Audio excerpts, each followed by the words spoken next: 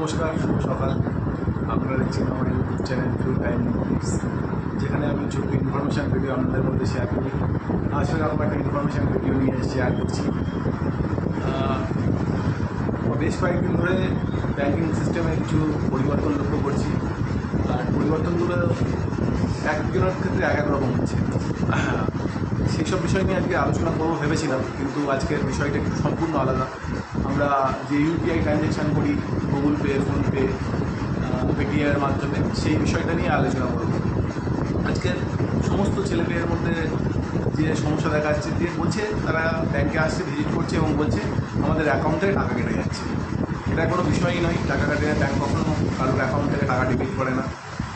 কাস্টমারের অনুমতি ছাড়া ব্যাংক কখনও কারোর অ্যাকাউন্ট থেকে টাকা ডেবিট করতে পারে না। আমরা আমাদের কিছু ভুল সিদ্ধান্ত, যেমন আমরা গুগল পে, ফোনপের মধ্যে অটো ডেবিট কিছু অ্যাপস আছে, সেই অটো ডেবিট করে রেখে দিই এবং সেই জন্য অটো ডেবিট হয়ে যায় এবং কাস্টমারের অ্যাকাউন্ট থেকে টাকাটা কেটে ডেবিট হয়ে যায়। তখন তারা ভাবে যে ব্যাংক টাকা কেটে দিচ্ছে। এটা কোনো প্রবলেমই নয়। এটা আমরা ফোনপে বা গুগল পে, পেটিএমের মধ্যে গিয়ে অটো ডেবিটটা আপনারা নিজেরাই বন্ধ করে দিতে পারবেন এবং সহজেই ব্যাংক থেকে টাকা কাটাটা বন্ধ করতে পারবেন। এটা ব্যাংকিং কোনো সমস্যা না।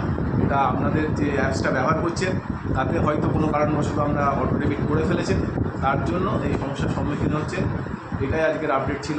ভালো থাকবেন, সুস্থ থাকবেন। নমস্কার।